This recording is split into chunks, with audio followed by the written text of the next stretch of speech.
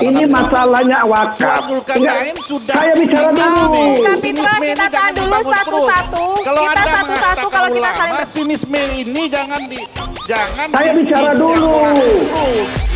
Oke, bicara dulu. saya beri kesempatan untuk Ustaz Tengku Zulkifli terlebih dahulu. Anda pakai jubah segala macam. Bung Kapitra, kalau begini kita tidak akan dengar Bung Kapitra. Bung Kapitra, Kita saya tahan peringatkan. dulu. Kita ke Ustaz Tengku Zul dulu. Jangan yang bilang salah siapa? Suatu prasangka sehingga menggagalkan sebuah niat baik. Anda yang melarang siapa? Kita mengawasi kebersamaan. Saya tidak melarang. Dari awal sudah sinisme. Ya, Loh, bukan melarang, nggak ada pula urusan Baik, saya harus sudahi dulu. Itu perbuatan Ya. dilarang oleh agama maupun oleh undang-undang. Ya, ini Begitu rupanya kader PDI ya. Oke, Kader oke. PDI begitu rupanya ya. Ustaz Tengku, Ustaz Tengku. Kader PDI begitu ya. Baik, Ustaz Tengku, kita kasih kesempatan Buruk Bapak sekali bicara. perilaku Anda.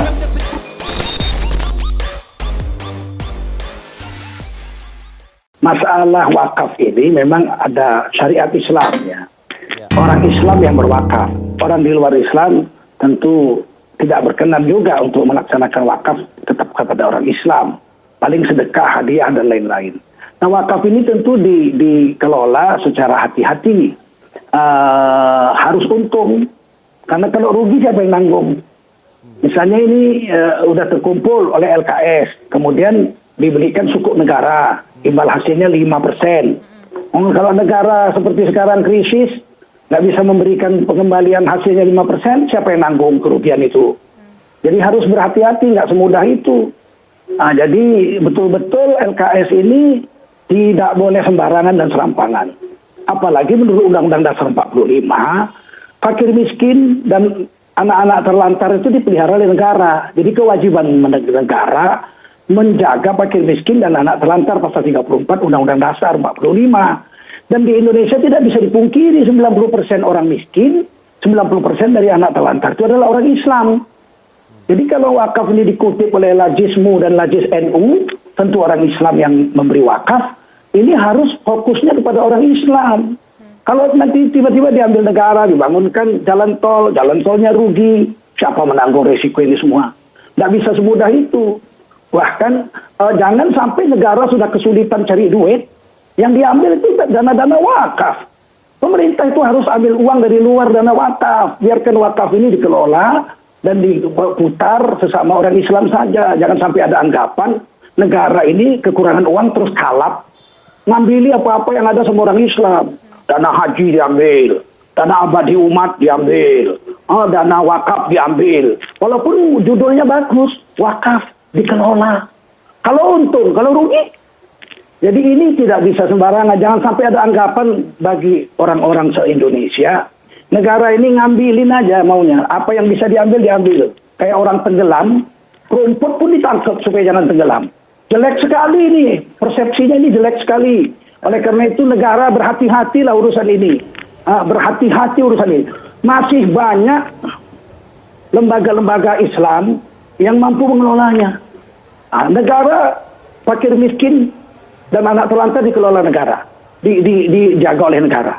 Nyatanya panti asuhan yang dibuat negara itu sangat sedikit dibanding yang dibuat oleh swasta, dibuat oleh Muhammadiyah, NU, Al-Wasliyah, Matlul Anwar. Itu aja negara nggak bisa membuat, kok tiba-tiba ngambil. Baik. Membuat panti asuhan dan tempat-tempat untuk orang miskin aja belum mampu mengimbangi ormas-ormas Islam. Tiba-tiba duit-duit umat diambil lagi. Nah, jadi kan nggak enak ini seperti ini. Begitu aja saya. Walaupun secara hukum boleh dana wakaf itu dipakai dan dikelola sedemikian rupa. Boleh. Baik. Oke, Tapi baik. Ya, kalau bagi Tuan Zulkarnain, semua yang dibuat pemerintah itu nggak ada benarnya. Dan semua yang dibuat pemerintah itu harus dicurigai dan semua jadi salah. Padahal wakaf itu adalah suatu perbuatan ya yang sukarela, perbuatan sukarela yang diberikan seseorang kepada orang lain. Di zaman Rasulullah dan zaman Khalifah, ini semua dikelola oleh negara, ya. Wakaf itu tidak diberikan syarat absolut untuk diberikan ke orang-orang penerima seperti yang diwajibkan oleh kepada pemberian zakat. Wakaf ini boleh saja diberikan kepada negara, apalagi mayoritas di negara ini umat Islam.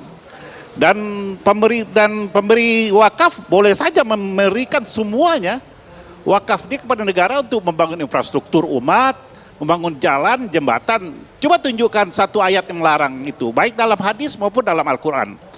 Dan kita, negara kita ini juga membuat undang-undang tentang wakaf. Coba bayangkan ya. Jadi artinya apa? Keberpihakan negara ini kepada Islam itu sangat kental. Kita coba tinjau kembali ya. Politik Islam itu adalah prosperity justice. Ekonominya adalah ekonomi solidarity of distribution. Hukumnya adalah hukum preventif distributif. Artinya tidak apa yang dilakukan pemerintah itu tidak salah. Katakanlah pemerintah itu bangkrut. Ya. Lalu masyarakat Muslim berlomba-lomba mewakafkan hartanya. Itu boleh. Kan untuk recovery kembali kondisi yang tadinya jatuh untuk naik ke atas. Gunanya apa? Untuk melanjutkan kesinambungan hidup dan negara ini. Jadi jangan semua dijustifikasi, dicari semua lobang-lobang hitam bahwa semua itu salah ya. Dan wakaf ini perbuatan yang sukarela. Katakan rugi, tidak ada masalahnya. Orang yang mewakafkan sesuatu tidak berhak lagi mengambil kembali apa yang diwakafkan. Apalagi mendapatkan keuntungan dari yang diwakafkan. Wakaf itu sesuatu yang lepas, diberikan kepada nazir untuk dikelola, untuk dipakainya. Dan yang pemberi wakaf ini setelah dia memberikan wakafnya selesai, karena itu bagian dari suatu ibadahnya. Tetapi pengelolaannya, ya, kecuali pengelolaan itu disyaratkan untuk bangun masjid atau untuk membuat jembatan, ya. Tapi kalau diserahkan ke negara untuk memulihkan ekonomi, recovery ekonomi, karena ada turbulensi negara karena ada pandemik dan sebagainya, dan menjadi tanggung jawab sebenarnya umat Islam untuk berpartisipasi, untuk terlibat aktif menyelamatkan bangsa ini. Jadi nggak ada yang salah itu ya. Apalagi ada payung hukumnya ya. Undang-Undang Nomor 41 tahun 2004. Jadi semua itu on the track by law. Dan secara teologi Islam juga Bang tidak Kapitra, kita sudah tangkap pesannya. Al-Quran dan hadis. Baik. Apa yang menjadi kesalahan Baik. di situ? Ya. Baik. Begini, harusnya kita apresiasi negara ini. Negara mulai mencoba menerapkan ya kaidah-kaidah Islam dalam hubungan dengan masyarakat Islam. Dan wakaf itu bukan trading, bukan untung rugi. Wakaf itu pelepasan sukarela. Kita bicara substansi, jangan bicara teknis ya, lembaga.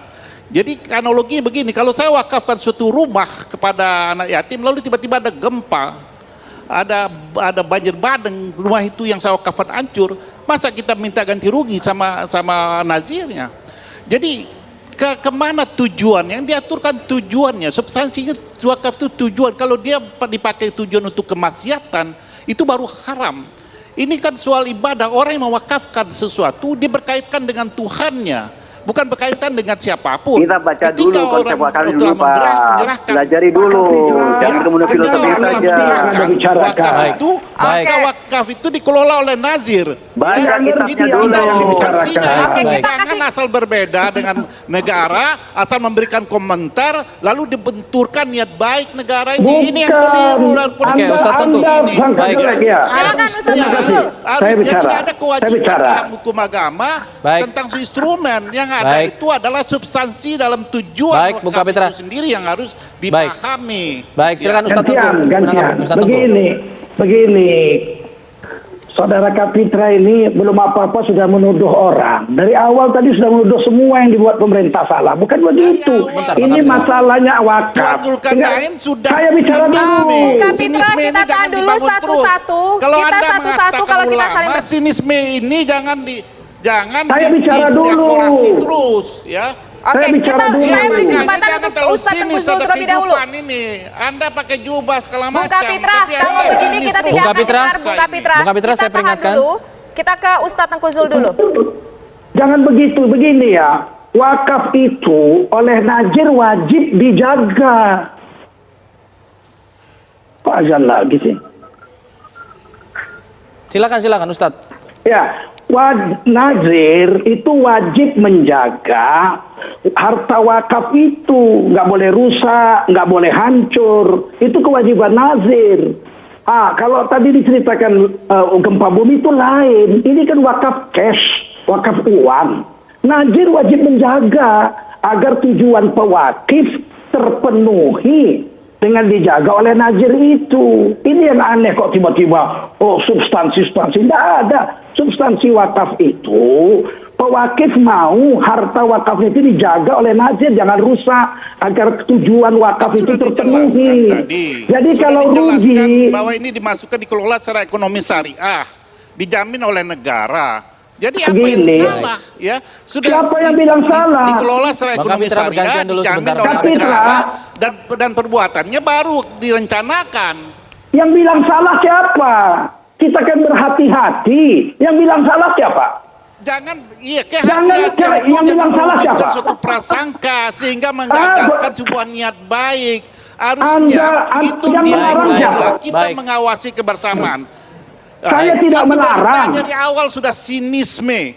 Ya, bukan melarang, nggak ada pula urusan baik, itu melarang. Ini harus, bukan aturan. Saya harus sudahi dulu. Satu perbuatan dilarang oleh agama maupun oleh undang-undang. Ya, ini begitu rupanya kader PDI ya. Kader PDI begitu rupanya ya. Ustaz Tengku. Kader PDI begitu ya. Baik, Ustaz Tengku, kita kasih kesempatan Bang Kapitra. Sekali perilaku Anda. Kesejukan, berikan siapa yang menuduh? Jangan sinisme terus. Ya, siapa yang mengatakan tadi tidak benar? Mas Alfat, apakah saya boleh? Baik, silakan Pak Suminto. Bapak, kita menuju ke Pak Suminto. Kita tenang dulu. Bang Kapitra, kita dengar suara dari Pak Suminto. Silakan Pak Suminto. Bicara soal agama, bicara soal ketuhanan. Yang bilang salah siapa? Baik, Ustaz Tengku, Bang Kapitra. Kita kasih kesempatan Pak Suminto untuk menengahi semua ini. Bahasa katakan salah itu tidak harus Bang Kapitra, kata salah, tapi dengan sinisme. Baik, Bang Kapitra. Bang Kapitra, kita tidak mencari siapa yang salah dan yang benar di sore hari ini, di petang hari ini. Kita langsung beri kepada Pak Suminto. Silakan Pak Suminto ingin menanggapi.